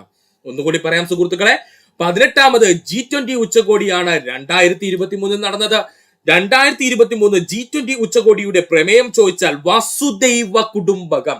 വസുദൈവ കുടുംബകം എന്ന് പറഞ്ഞു കഴിഞ്ഞാൽ ഒരു ഭൂമി, ഒരു കുടുംബം, ഒരു ഭാവി എന്നാണ്. 2023 G20യുടെ ലോഗോയുടെ നിറം ചോദിച്ചു കഴിഞ്ഞാൽ നമ്മുടെ ഇന്ത്യൻ ഫ്ലാഗിന്റെ അതേ നിറം തന്നെയാണ്. കുങ്കുമ നിറം, വെള്ള നിറം, പച്ച നിറം, നീല നിറം പഠിക്കുക. അതുപോലെ തന്നെ നമ്മുടെ 2023 G20 ലോഗോയുടെ താഴെ എഴുതിയിരുന്ന വാക്കെന്തെന്ന് ചോദിച്ചാൽ അത് ഭാരത് എന്നായിരുന്നു. അത് ദേവനാഗരി ലിപിയിലായിരുന്നു എഴുതിയിരുന്നത്. എന്താണ്? ഭാരത് എന്നായിരുന്നു, ദേവനാഗരി ലിപിയിലായിരുന്നു എഴുതിയിരുന്നത്. 2023 G20 ഉച്ചകോടിയിൽ ഇന്ത്യ അധ്യക്ഷത വഹിച്ച സമ്മേളനത്തിൽ പങ്കെടുത്ത രാജ്യങ്ങളുടെ എണ്ണം ചോദിച്ചാൽ എത്രയാണ്? 9 ആണ്. എത്ര രാജ്യങ്ങളാണ് സുഹൃത്തുക്കളെ? 9 രാജ്യങ്ങളാണ്. G20 സമ്മേളനത്തിന്റെ ഭാഗമായുള്ള ഡിജിറ്റൽ ഇക്കണോമി വർക്കിംഗ് ഗ്രൂപ്പ് മന്ത്രിമാരുടെ യോഗം ചേർന്ന നഗരം ബാംഗ്ലൂരാണ്. പഠിക്കണം. G20 സമ്മേളനത്തിന്റെ ഭാഗമായുള്ള ഡിജിറ്റൽ ഇക്കണോമി വർക്കിംഗ് ഗ്രൂപ്പ് മന്ത്രിമാരുടെ യോഗം ചേർന്ന നഗരം ഏതാണ്? നമ്മുടെ ബാംഗ്ലൂർ നഗരത്തിൽ വെച്ചായിരുന്നു. 2023 G20 ഉച്ചകോടി വിദേശമന്ത്രിമാരുടെ യോഗം നടന്ന സ്ഥലം ചോദിച്ചാൽ അത് ന്യൂഡൽഹി. ഇമ്പോർട്ടന്റ് പോയിന്റ് ആണ് ഇതെല്ലാം. ഇങ്ങനെ സെപ്പറേറ്റ് ചെയ്ത് തന്നെ PSC ചോദിക്കും. അതുകൊണ്ട് നമ്മൾ അത് പഠിക്കേണ്ടതുണ്ട്. 2023 G20 ഉച്ചകോടി വിദേശമന്ത്രിമാരുടെ യോഗം നടന്ന സ്ഥലം ചോദിച്ചു കഴിഞ്ഞാൽ അത് ന്യൂഡൽഹിയാണ്. 2023 G20 സമ്മേളനത്തിന്റെ ഭാഗമായുള്ള ആദ്യത്തെ വ്യാപാര നിക്ഷേപ വർക്കിംഗ് ഗ്രൂപ്പ് യോഗം നടന്നത് മുംബൈയിലാണ്. ഇമ്പോർട്ടന്റ് പോയിന്റ് ആണ് പറഞ്ഞത്. G20 സമ്മേളനത്തിന്റെ ഭാഗമായുള്ള ആദ്യത്തെ വ്യാപാര നിക്ഷേപ വർക്കിംഗ് ഗ്രൂപ്പ് യോഗത്തിന്റെ ഉദ്ഘാടനം ചെയ്ത് അല്ലെങ്കിൽ നടന്നത് എവിടെയാ ചോദിച്ചാൽ അത് മുംബൈയിലാണ്. G20 സമ്മേളനത്തിന്റെ ഭാഗമായി ഹെൽത്ത് വർക്കിംഗ് ഗ്രൂപ്പ് മന്ത്രിമാരുടെ യോഗം നടന്ന നഗരം ചോദിച്ചാൽ അത് ഗാന്ധിനഗർ ആണ്. പഠിക്കുക. G20 സമ്മേളനത്തിന്റെ ഭാഗമായി ഹെൽത്ത് വർക്കിംഗ് ഗ്രൂപ്പ് മന്ത്രിമാരുടെ യോഗം നടന്ന ഇന്ത്യൻ നഗരം ചോദിച്ചു കഴിഞ്ഞാൽ എവിടെയാണ്? അത് ഗാന്ധിനഗറാണ്. G20 മുഖ്യശാസ്ത്ര ഉപദേഷ്ടാക്കളുടെ വട്ടമേശ സമ്മേളനത്തിന് ആതിഥ്യം വഹിച്ച നഗരം ചോദിച്ചാൽ അത് ന്യൂഡൽഹിയാണ്.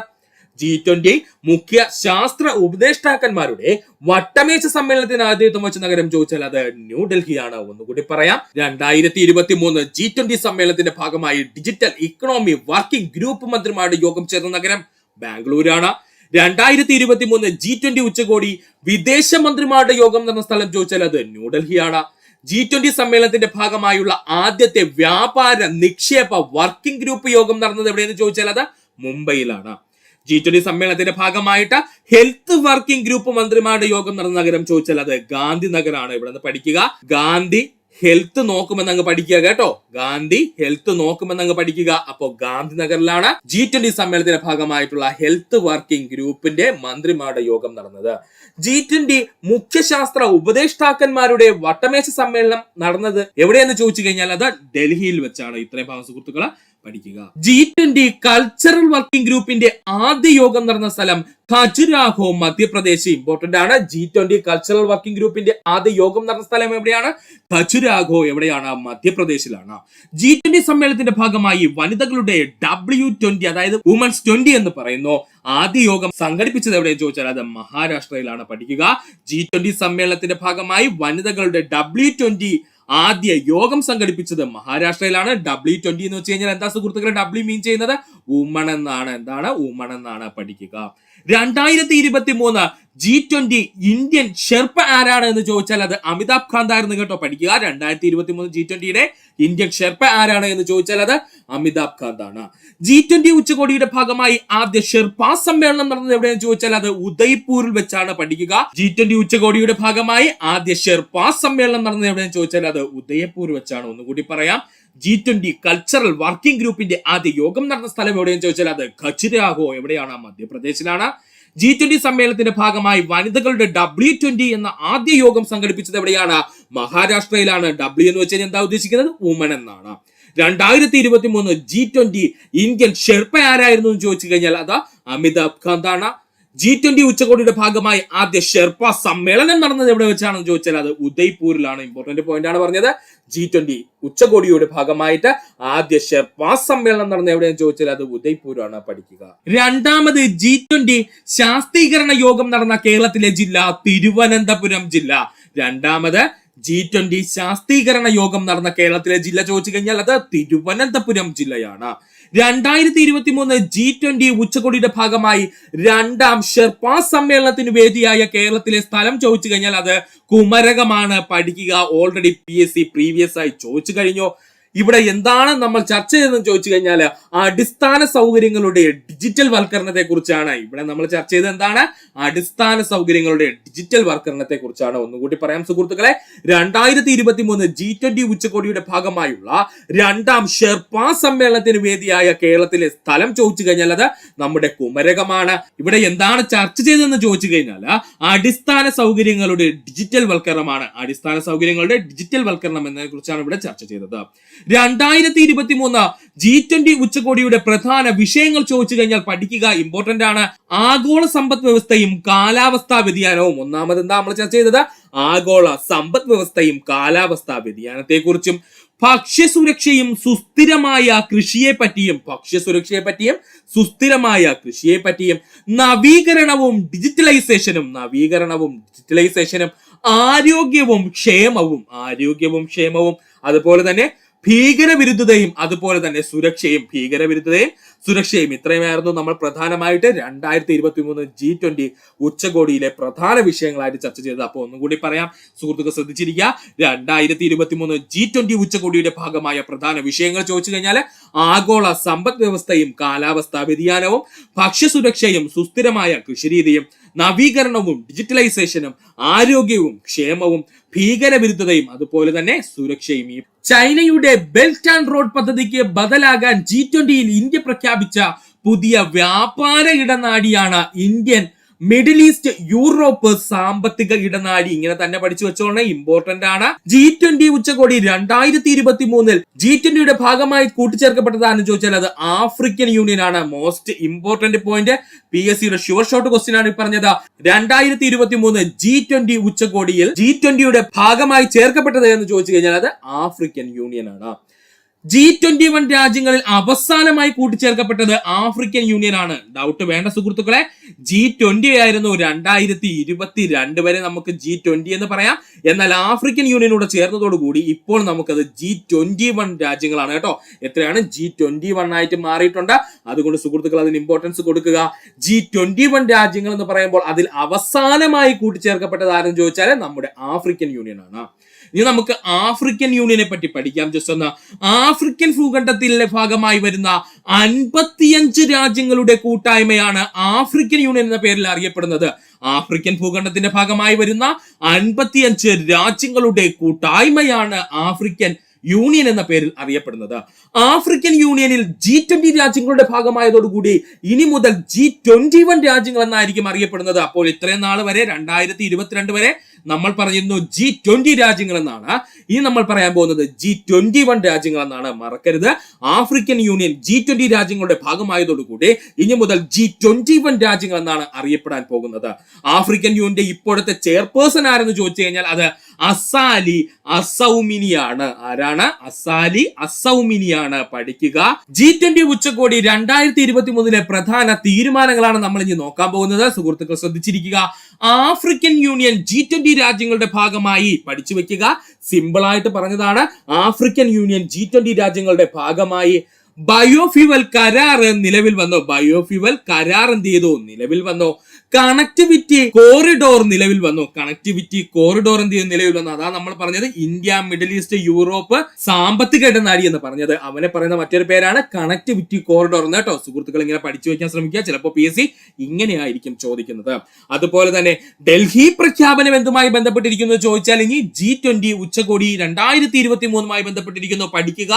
ഡൽഹി പ്രഖ്യാപനം എന്തുമായി ബന്ധപ്പെട്ടിരിക്കുന്നു സുഹൃത്തുക്കളെ? G20 ഉച്ചകോടി 2023 ബന്ധപ്പെട്ടിരിക്കുന്നു. 2021 G20 ഉച്ചകോടി വേദി ഇറ്റലിയിലെ റോമിലായിരുന്നു. 2021 G20 ഉച്ചകോടിയുടെ വേദി എവിടെയായിരുന്നു? ഇറ്റലി, റോമിലായിരുന്നു. 2022 G20 ഉച്ചകോടിയുടെ വേദി ഇന്തോനേഷ്യയായിരുന്നു. 2022 G20 ഉച്ചകോടിയുടെ വേദി എവിടെയെന്ന് ചോദിച്ചാൽ അത് ഇന്തോനേഷ്യയായിരുന്നു. 2023 G20 ഉച്ചകോടിയുടെ വേദി നമ്മുടെ സ്വന്തം ഇന്ത്യയായിരുന്നു. അതുപോലെ തന്നെ 2024 G20 ഉച്ചകോടിയുടെ വേദി ചോദിച്ചു കഴിഞ്ഞാൽ അത് ബ്രസീലാണ്. മോസ്റ്റ് ഇമ്പോർട്ടന്റ് ആയിട്ട് പഠിക്കാനുള്ളത് 2023 G20 ഉച്ചകോടി തന്നെ പഠിക്കുക. ഇന്ത്യയാണ്. ഇന്ത്യയെ തന്നെ എവിടെയാണ് സുഹൃത്തുക്കളെ? നമ്മൾ ഡൽഹിയിലാണ്. അത് വ്യക്തമായിട്ട് നമ്മൾ പറഞ്ഞിരുന്നു. ക്വസ്റ്റ്യൻ എളുപ്പമാവുന്നുണ്ടെങ്കിൽ ഉറപ്പായിട്ടും ഈ ഭാഗത്തിന്റെ ചോദ്യം നമുക്ക് പ്രതീക്ഷിക്കാം. അപ്പോൾ 2021 G20 ഉച്ചകോടിയുടെ വേദി ചോദിച്ചു കഴിഞ്ഞാൽ അത് ഇറ്റലി റോമാണ്. 2022 G20 ഉച്ചകോടിയുടെ വേദി ചോദിച്ചു കഴിഞ്ഞാൽ അത് ഇന്തോനേഷ്യയാണ്. 2023 G20 ഉച്ചകോടിയുടെ വേദി ചോദിച്ചാൽ അത് ഇന്ത്യയാണ്. ഇന്ത്യയിൽ എവിടെയായിരുന്നു? ഡൽഹിയിലായിരുന്നു. 2024 G20 ഉച്ചകോടിയുടെ വേദി ചോദിച്ചു കഴിഞ്ഞാൽ അത് ബ്രസീലാണ്. 16ാമത്തെ ചോദ്യം, റിവേഴ്സ് റിപ്പോ നിരക്ക് എന്നാൽ എന്തെന്നാണ് ചോദിച്ചിരിക്കുന്നത്? ശരിയായ ഉത്തരം ഓപ്ഷൻ എ ആണ്. റിസർവ് ബാങ്ക് രാജ്യത്തെ വാണിജ്യ ബാങ്കുകൾ, അതായത് റിസർവ് ബാങ്ക് ഒഴികെയുള്ള മറ്റു ബാങ്കുകളിൽ നിന്നും പണം കടം വാങ്ങുന്ന നിരക്കിനെ വിളിക്കുന്ന പേരാണ് റിവേഴ്സ് റിപ്പോ നിരക്ക് എന്ന്. എന്താണ് റിവേഴ്സ് റിപ്പോ നിരക്ക് എന്ന് ചോദിച്ചാൽ, റിസർവ് ബാങ്ക് രാജ്യത്തെ വാണിജ്യ ബാങ്കുകളിൽ നിന്നും പണം കടം വാങ്ങുന്ന നിരക്കാണ് റിവേഴ്സ് റിപ്പോ നിരക്ക്. അപ്പൊ നമുക്ക് നോക്കാം എന്താണ് റിപ്പോ നിരക്ക് എന്ന്. എന്താണ് റിപ്പോ നിരക്ക് എന്ന്? കാരണം റിപ്പോ നിരക്ക് എന്താണെന്ന് അറിഞ്ഞാൽ മാത്രമേ നമുക്ക് റിവേഴ്സ് റിപ്പോ നിരക്ക് പറഞ്ഞാൽ മനസ്സിലാവുള്ളൂ. ഓക്കെ, അപ്പൊ നമുക്ക് നോക്കാം റിപ്പോ നിരക്ക്. വാണിജ്യ ബാങ്കുകൾക്ക് പണത്തിന്റെ ആവശ്യം വരുമ്പോൾ അവർക്ക് RBIയിൽ നിന്നും പണം കടം വാങ്ങാൻ സാധിക്കും. ഇങ്ങനെ കടം വാങ്ങുന്ന പണത്തിന് RBI ഈടാക്കുന്ന പലിശയാണ് റിപ്പോ നിരക്ക്. സെറ്റാണ്. വാണിജ്യ ബാങ്കുകൾക്ക് പണത്തിന്റെ ആവശ്യം വരുമ്പോൾ അവർക്ക് RBIയിൽ നിന്നും പണം കടം വാങ്ങാൻ സാധിക്കും. ഇങ്ങനെ കടം വാങ്ങുന്ന പണത്തിന് RBI ഈടാക്കുന്ന പലിശ അറിയപ്പെടുന്ന പേരാണ് റിപ്പോ നിരക്കെന്ന്. ഈ ഇടപാടിൽ ബാങ്കുകൾ സർക്കാർ കടപ്പത്രങ്ങൾ അല്ലെങ്കിൽ ഗവൺമെന്റ് സെക്യൂരിറ്റീസ് എന്ന് പറയും കേട്ടോ. കടപ്പത്രങ്ങൾ എന്ന് പറഞ്ഞാൽ സെക്യൂരിറ്റീസ് RBIക്ക് ഈടായി നൽകുകയും ഒരു നിശ്ചിത സമയത്തിന് ശേഷം ആ കടപ്പത്രങ്ങൾ തിരികെ വാങ്ങാമെന്ന് സമ്മതിക്കുകയും ചെയ്യുന്നു. ഈ തിരികെ വാങ്ങുന്ന വിലയും ആദ്യം നമ്മുടെ ബാങ്കുകൾ വാങ്ങിച്ച വിലയില്ലേ, അത് തമ്മിലുള്ള വ്യത്യാസമാണ് പലിശയായി റിപ്പോ നിരക്കിൽ കണക്കാക്കുന്നത്. കൺഫ്യൂഷൻ ഒന്നും വേണ്ട. ഇപ്പൊ ഒരു ബാങ്കിന് കുറച്ച് പണം വേണമെന്നുണ്ട്.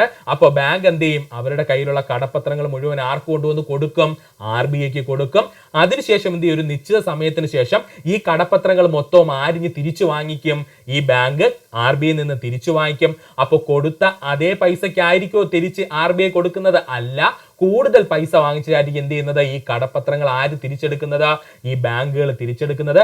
അപ്പൊ ആദ്യം ബാങ്കുകൾ കൊടുത്ത സമയത്ത് RBI കൊടുത്ത തുകയുണ്ടല്ലോ കടപ്പത്രങ്ങൾക്ക് പകരമായിട്ട്, ആ തുകയും ഈ ബാങ്കുകൾ തിരിച്ചു കൊടുത്ത സമയത്തുള്ള കടപ്പത്രത്തിന്റെ തുകയും തമ്മിലുള്ള വ്യത്യാസത്തെ എടുക്കുമ്പോഴാണ് എന്ത് ലഭിക്കുന്നത്? പലിശയായിട്ടുള്ള റിപ്പോ നിരക്ക് ലഭിക്കുന്നത്. റിസർവ് ബാങ്ക് ഓഫ് ഇന്ത്യയുടെ ധനനയ സമിതി അഥവാ മോണിറ്ററി പോളിസി കമ്മിറ്റിയാണ് റിപ്പോ നിരക്ക് തീരുമാനിക്കുന്നത്. ഈ പോയിന്റ് ഓർത്തു വെച്ചോളണേ. റിസർവ് ബാങ്ക് ഓഫ് ഇന്ത്യയുടെ ധനനയ കമ്മിറ്റി അഥവാ മോണിറ്ററി പോളിസി കമ്മിറ്റിയാണ് റിപ്പോ നിരക്ക് തീരുമാനിക്കുന്നത്. 6 അംഗങ്ങളുള്ള ഈ സമിതി രാജ്യത്തിന്റെ പണപ്പെരുപ്പ നിലയും സാമ്പത്തിക വളർച്ചയും വിലയിരുത്തിയാണ് ഈ നിരക്കുകൾ തീരുമാനിക്കുന്നത്, അല്ലെങ്കിൽ നിരക്കുകളിൽ മാറ്റം വരുത്തുന്നത്. ഓർത്തോളണേ. അപ്പോൾ റിസർവ് ബാങ്ക് ഓഫ് ഇന്ത്യയുടെ ധനനയ സമിതിയാണ് എന്ത് ചെയ്യുന്നത്?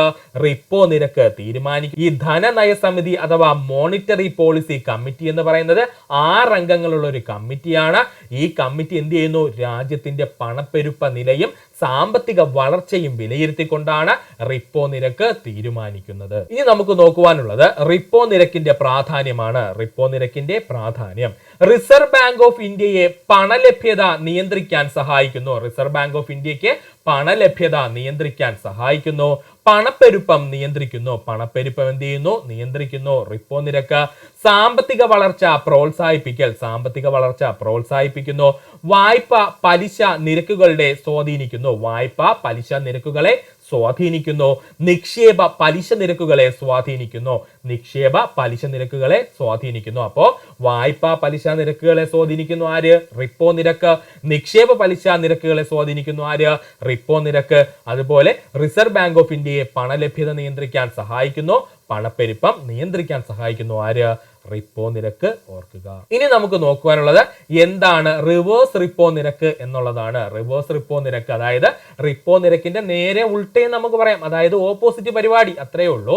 വാണിജ്യ ബാങ്കുകൾക്ക് മിച്ചമുള്ള പണം ഉണ്ടാകുമ്പോൾ, ഇങ്ങനെ വാണിജ്യ ബാങ്കുകൾക്ക് മിച്ചമുണ്ടാകുന്ന പണം അറിയപ്പെടുന്ന പേരാണ് സർപ്ലസ് ഫണ്ട് എന്ന് കേട്ടോ. അപ്പൊ ചിലപ്പോൾ അങ്ങനെയായിരിക്കും PSC ചോദിക്കുന്നത്. വാണിജ്യ ബാങ്കുകൾക്ക് മിച്ചമുള്ള പണം അഥവാ ഈ സർപ്ലസ് ഫണ്ട് ഉണ്ടാകുമ്പോൾ അവർ ഈ പണം റിസർവ് ബാങ്ക് ഓഫ് ഇന്ത്യയിൽ ഹ്രസ്വകാലത്തേക്ക് നിക്ഷേപിക്കുന്നു.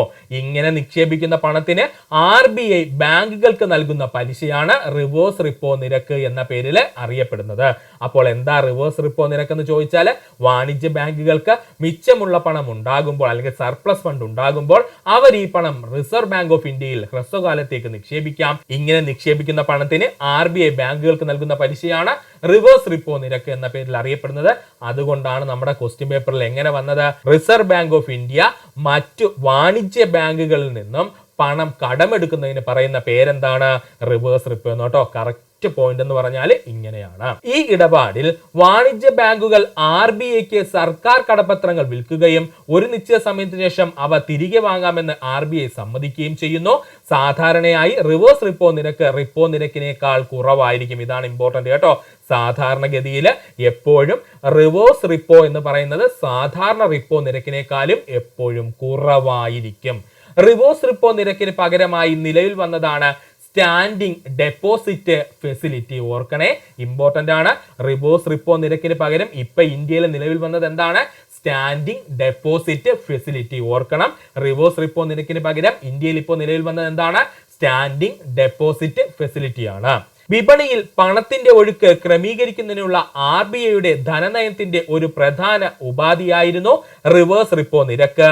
എന്നാൽ നിലവിൽ SDF വന്നതോടെ അല്ലെങ്കിൽ സ്റ്റാൻഡിംഗ് ഡെപ്പോസിറ്റ് ഫെസിലിറ്റി വന്നതോടുകൂടി അധികം പണം വലിച്ചെടുക്കാൻ RBI പ്രധാനമായും SDF നിരക്കാണ് ഉപയോഗിക്കുന്നത്. ഇമ്പോർട്ടന്റ് ആണ്.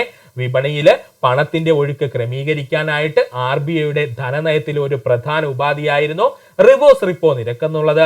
എന്നാൽ റിവേഴ്സ് റിപ്പോ നിരക്ക് മാറ്റിയിട്ട് ഇപ്പൊ നമ്മൾ എന്താ ഉപയോഗിക്കുന്നത്, RBI SDF അഥവാ സ്റ്റാൻഡിംഗ് ഡെപ്പോസിറ്റ് ഫെസിലിറ്റി ആണ് ഉപയോഗിക്കുന്നത്. ഈ SDF ഉപയോഗിച്ച് നമ്മൾ അധികമായി നമ്മുടെ പണത്തിന് മുഴുവൻ ആര് നിയന്ത്രിക്കാൻ പറ്റും, RBIക്ക് നിയന്ത്രിക്കാനും കഴിയും. ഓർക്കുക.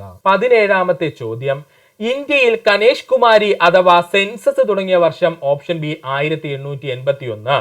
ഇന്ത്യയിലെ കനേഷ് കുമാരി അഥവാ സെൻസസ് തുടങ്ങിയ വർഷം 1881 ആണ്. ഇന്ത്യയിൽ ആദ്യമായി തീവണ്ടി സർവീസ് ആരംഭിച്ചത് 1853 ഏപ്രിൽ 16 ബോംബെ മുതൽ താനെ വരെയായിരുന്നു ഇന്ത്യയിലെ ആദ്യത്തെ റെയിൽവേ പാത. നമുക്ക് എല്ലാവർക്കും അറിയാം, ഇന്ത്യയിൽ ആദ്യമായി തീവണ്ടി സർവീസ് ആരംഭിച്ചത് 1853 ഏപ്രിൽ മാസം 16 ആയിരുന്നു. ബോംബെ മുതൽ താനെ വരെയായിരുന്നു ആദ്യത്തെ റെയിൽവേ പാത. ഇന്ത്യയിൽ ആദ്യത്തെ ടെലിഗ്രാഫ് ലൈൻ നിലവിൽ വന്നത് 1851 പിന്നീട് 1855 ടെലിഗ്രാഫ് സംവിധാനം വിപുലമായി പ്രവർത്തനം ആരംഭിച്ചു. ഇന്ത്യയിലെ ആദ്യത്തെ ടെലിഗ്രാഫ് ലൈൻ നിലവിൽ വന്നത് 1851 പിന്നീട് 1855 കൂടി ടെലിഗ്രാഫ് സംവിധാനം വിപുലമായി പ്രവർത്തനം ആരംഭിച്ചു. ഇന്ത്യയിൽ ആധുനിക തപാൽ സംവിധാനം നിലവിൽ വന്നത് 1854 ഇന്ത്യയിൽ ആധുനിക തപാൽ സംവിധാനം നിലവിൽ വന്നത് 1854 ഇന്ത്യയിൽ ആദ്യത്തെ അച്ചടിശാല സ്ഥാപിച്ചത് പോർച്ചുഗീസുകാരാണ്. 1556 ഗോവയിലെ സെന്റ് പോൾസ് കോളേജിലാണ് ഇത് സ്ഥാപിക്കപ്പെട്ടത്. ഇമ്പോർട്ടന്റ് ആണ്. ഇന്ത്യയിലെ ആദ്യത്തെ അച്ചടിശാല സ്ഥാപിച്ചത് പോർച്ചുഗീസുകാരായിരുന്നു. 1556 ഗോവയിലെ സെന്റ് പോൾസ് കോളേജിലാണ് ഇത് സ്ഥാപിക്കപ്പെട്ടത്. Indian penal code 1860 October 6 Macaulay പ്രഭുവിന്റെ നേതൃത്വത്തിൽ രൂപകൽപ്പന ചെയ്യപ്പെട്ടതാണ് ഇന്ത്യൻ പീനൽ കോഡ് എന്നുള്ളത്, അല്ലെങ്കിൽ IPC കേട്ടോ. അപ്പോൾ ഇന്ത്യൻ പീനൽ കോഡ് രൂപീകൃതമായത് 1860 ഒക്ടോബർ 6 മെക്കാളെ പ്രഭുവിന്റെ നേതൃത്വത്തിലാണ് ഇത് രൂപകൽപ്പന ചെയ്യപ്പെട്ടത്. കോഡ് ഓഫ് ക്രിമിനൽ പ്രൊസീജിയർ അഥവാ CRPC നമ്മൾ എല്ലാവരും കേട്ടിട്ടുണ്ട്. കോഡ് ഓഫ് ക്രിമിനൽ പ്രൊസീജിയർ അഥവാ CRPC. ആദ്യത്തെ ക്രിമിനൽ നടപടിക്രമം CRPC 1882 രൂപീകരിക്കപ്പെട്ടു. ആദ്യത്തെ ക്രിമിനൽ നടപടിക്രമ നിയമം അഥവാ CRPC 1882 രൂപീകരിക്കപ്പെട്ടു. 2023 മുന്നേ വരെ നിലനിന്നിരുന്ന കോഡ് ഓഫ് ക്രിമിനൽ പ്രൊസീജിയർ അഥവാ CRPC എന്നുള്ളത് 1973 പാസ്സാക്കിയത്. ഇതാണ് കേട്ടോ ഇമ്പോർട്ടന്റ്. 2023 മുന്നേ വരെ നമ്മുടെ ഇന്ത്യയിൽ നിലനിന്നിരുന്ന CRPC അഥവാ കോഡ് ഓഫ് ക്രിമിനൽ പ്രൊസീജിയർ 1973 പാസ്സാക്കിയത്. ഇത് 1974 ഏപ്രിൽ 1 പ്രാബല്യത്തിൽ വന്നു. അപ്പൊ 2023 മുന്നേ വരെ നമ്മൾ ഉപയോഗിച്ചിരുന്ന CRPC എന്ന് പറയുന്നത് എന്നാ നിലവിൽ വന്നത്? 1973 ഇത് 1974 ഏപ്രിൽ 1 പ്രാബല്യത്തിൽ വന്നത്. ഇപ്പോൾ CRPC ഒക്കെ ഉണ്ടോ? ഇല്ല. അത് മൊത്തത്തിൽ ചേഞ്ച് ചെയ്തിട്ട് പുതിയൊരു കാര്യമായിട്ടുണ്ട്. അതാണ് ഭാരതീയ ന്യായ സംഹിത അഥവാ BNS. ഭാരതീയ ന്യായ സംഹിത അഥവാ BNS ഇത് എന്നാ വന്നത്? 2023 ഇൻട്രൊഡ്യൂസ് ചെയ്തത്. എന്നാൽ 2024 ജൂലൈ 1 വന്നത്. അപ്പോ ഭാരതീയ ന്യായ സംഹിത. ഇന്ത്യൻ ശിക്ഷാ നിയമത്തിന് പകരമായി 2024 ജൂലൈ 1 പ്രാബല്യത്തിൽ വന്ന നിയമ സംഹിതയാണ് ഭാരതീയ ന്യായ സംഹിത അഥവാ BNS 2023 എന്ന് പറയുന്നത്. ഇമ്പോർട്ടന്റ് ആണ്. ഭാരതീയ ന്യായ സംഹിത 2023 പറ്റിയാണ് നമ്മൾ പറഞ്ഞുകൊണ്ടിരുന്നത്. ഇന്ത്യൻ ശിക്ഷാ നിയമത്തിന് പകരമായി 2024 ജൂലൈ 1 പ്രാബല്യത്തിൽ വന്ന നിയമ സംഹിതയാണ് ഭാരതീയ ന്യായ സംഹിത അഥവാ BNS 2023 എന്ന് പറയുന്നത്. മുൻപ് ഇന്ത്യൻ ശിക്ഷാ നിയമത്തിൽ 511 വകുപ്പുകൾ ഉണ്ടായിരുന്നെങ്കിൽ ഭാരതീയ ന്യായ സംഹിതയിൽ ഇത് 358 കുറഞ്ഞു. മുൻപ് ഇന്ത്യൻ ശിക്ഷാ നിയമത്തിൽ 511 വകുപ്പുകൾ ഉണ്ടായിരുന്നെങ്കിൽ ഭാരതീയ ന്യായ സംഹിതയിൽ ഇത് 358 കുറഞ്ഞു. അടുത്തതാണ് ഇന്ത്യൻ പോലീസ് ആക്ട്. 1861 മാർച്ച് 22 ഈ നിയമം പാസാക്കിയത്. അപ്പോൾ ഇന്ത്യൻ പോലീസ് ആക്ട് പാസാക്കിയ വർഷം 1861 മാർച്ച് മാസം 22 ഇന്ത്യൻ സിവിൽ സർവീസ് ആക്ട് പാസാക്കിയത് 1861 ഇന്ത്യൻ സിവിൽ സർവീസ് ആക്ട് പാസാക്കപ്പെട്ടത് 1861 1863 ആദ്യ ഇന്ത്യക്കാരനായ സത്യേന്ദ്രനാഥ് ടാഗോർ ഇന്ത്യൻ സിവിൽ സർവീസിലേക്ക് തിരഞ്ഞെടുക്കപ്പെട്ടു. ഇമ്പോർട്ടന്റ് ആണ്. 1863 ആദ്യ ഇന്ത്യക്കാരനായി സത്യേന്ദ്രനാഥ് ടാഗോർ ഇന്ത്യൻ സിവിൽ സർവീസിലേക്ക് തിരഞ്ഞെടുക്കപ്പെട്ടു. 1726 മേയേഴ്സ് കോടതികൾ സ്ഥാപിക്കപ്പെട്ടതോടുകൂടി ഇന്ത്യയിൽ ഒരു പൊതു നിയമവ്യവസ്ഥയ്ക്ക് തുടക്കം കുറിച്ചു. 1726 മേയേഴ്സ് കോടതികൾ സ്ഥാപിച്ചതോടെ ഇന്ത്യയിൽ ഒരു പൊതു നിയമ വ്യവസ്ഥയുടെ തുടക്കം കുറിച്ചു.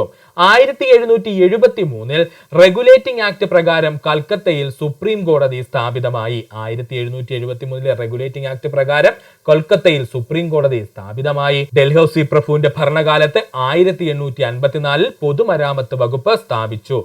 1854 ഡൽഹൌസി പ്രഭുവിന്റെ ഭരണകാലത്ത് പൊതുമരാമത്ത് വകുപ്പ് സ്ഥാപിക്കുകയും ചെയ്തു. ഓർക്കുക.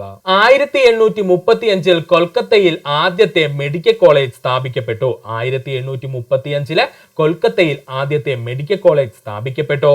Asiatic society of Bengal 1784 രൂപീകരിക്കപ്പെട്ടു. ഇത് ആരംഭിച്ചതാരാ? വില്യം ജോൺസ് ആണ്. ഓർക്കുക. അപ്പോ William Jones 1784 Asiatic society of Bengal സ്ഥാപിച്ചു. 1861 Alexander Cunningham archaeological survey of India സ്ഥാപിച്ചു. 1861 Alexander Cunningham archaeological survey of India സ്ഥാപിച്ചു. ഇത്രയും ഓർക്കുക. ഇത്രയുമാണ് നമ്മുടെ 20 days spring challenge class day 5 പഠിച്ചത്. വളരെ ഇമ്പോർട്ടന്റ് ആയിട്ടൊരു മേഖലയാണ് സുഹൃത്തുക്കളെ. ഇത്രയും നേരം ഈ വീഡിയോയുടെ സുഹൃത്തുക്കൾക്ക് നന്ദി, നമസ്കാരം. നിങ്ങൾക്ക് ഈ വീഡിയോ ഇഷ്ടമായി നിങ്ങൾ സുഹൃത്തുക്കൾ ഷെയർ ചെയ്ത് കൊടുക്കുക. അതിനോടൊപ്പം തന്നെ നമ്മുടെ ചാനൽ സബ്സ്ക്രൈബ് ചെയ്ത് സഹായിക്കുക. സബ്സ്ക്രൈബ് ബട്ടണോട് ചേർന്നുള്ള ബെൽ ബട്ടൺ അമർത്തി കഴിഞ്ഞാൽ നമ്മൾ അപ്ലോഡ് ചെയ്യുന്ന വീഡിയോകൾ അപ്പം സുഹൃത്തുക്കളെ നിങ്ങളെത്തുന്നതാണ്. സുഹൃത്തുക്കൾക്ക് നന്ദി, നമസ്കാരം. നല്ലൊരു ദിവസം നേരുന്നു.